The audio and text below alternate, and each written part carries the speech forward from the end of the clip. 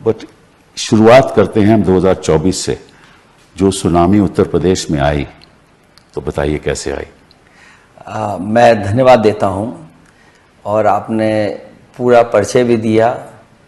और सच्चाई ये है कि पूरा देश इंतज़ार कर रहा था ऐसे ही परिणाम के लिए।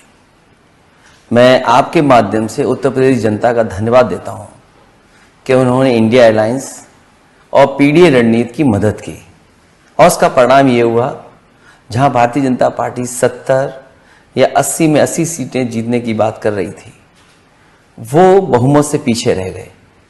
और आज भी अगर हम गिनती देखें, उत्तर प्रदेश में अगर बीजेपी ना हारी होती तो आज उनकी बहुमत की सरकार होती।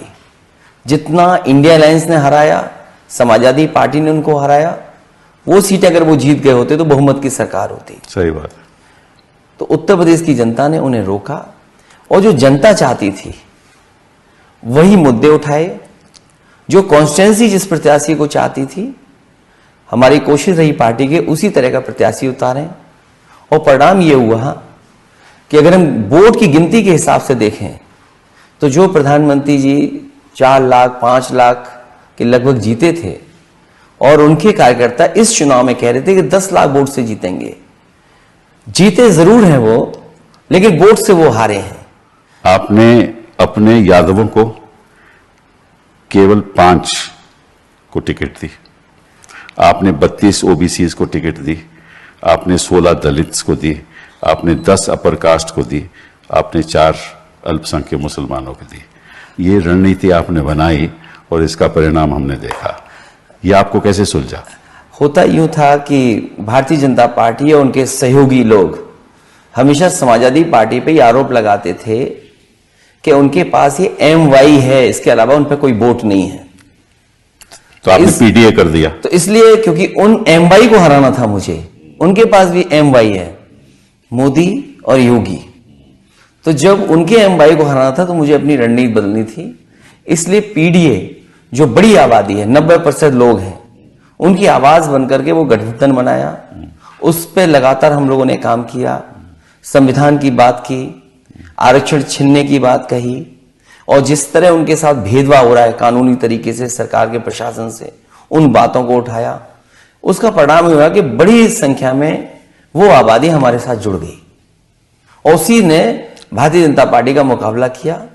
जो सपने देख रहे थे 80 में 80 सीटों का, वो उत्तर प्रदेश की वजह से बहुमत में। अपने यादवों को केवल 5 को टिकट दी, आपने 32 ओबीसीज को टिकट दी, आपने 16 दलित्स को दी, आपने 10 अपर कास्ट को दी, आपने 4 अल्पसंख्यक मुसलमानों को दी। ये रणनीति आपने बनाई और इसका परिणाम हमने देखा। ये आपको कैसे सुलझा? होता यूं था कि भारतीय जनता पार्टी और उनके सहयोगी लोग हमेशा समाजवादी पार्टी पे आरोप लगाते थे कि उनके पास ये MY है, इसके अलावा उन पर कोई वोट नहीं है। तो आपने पीडीए कर दिया। तो इसलिए, क्योंकि उन MY को हराना था मुझे, उनके पास भी MY है, मोदी और योगी। तो जब उनके MY को हराना था तो मुझे अपनी रणनीति बदलनी थी।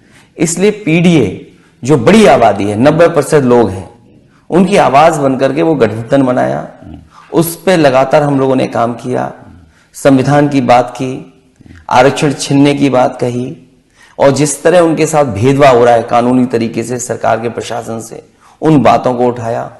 उसका परिणाम हुआ कि बड़ी संख्या में वो आबादी हमारे साथ जुड़ गई, और उसी ने भारतीय जनता पार्टी का मुकाबला किया।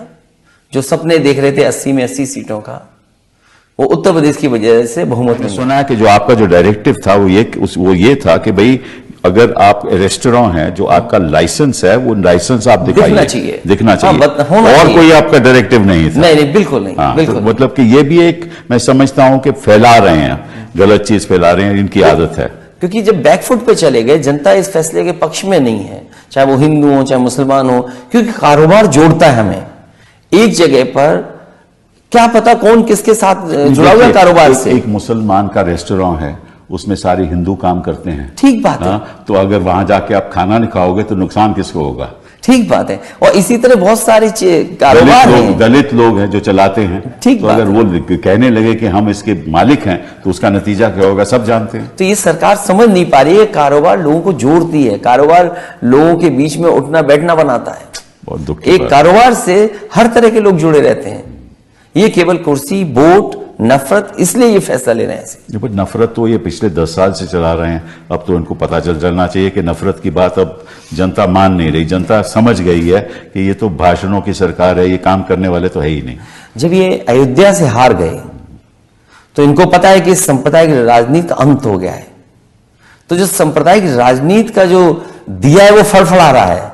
जैसे दिए आखिरी में बुझने से पहले रोशनी ज्यादा करता है, जी हाँ, हलचल ज्यादा मचाता है। बिल्कुल। तो सांप्रदायिक राजनीति खत्म हो रही है, इसलिए फड़फड़ा रहे हैं कि कोई फैसला ऐसा लें कि लोगों के दिल और दिमाग में वो बात जाए जिससे कि दूरियां बने। लेकिन ऐसा इस बार होने वाला नहीं है। लोग नौकरी चाहते हैं, काम चाहते हैं, तरक्की चाहते हैं, खुशहाली चाहते हैं, उसके बारे कुछ में तो भला हो, लोगों उसके का बारे में जीवन तो- बदले। उसके बारे में तो बात ही नहीं होती।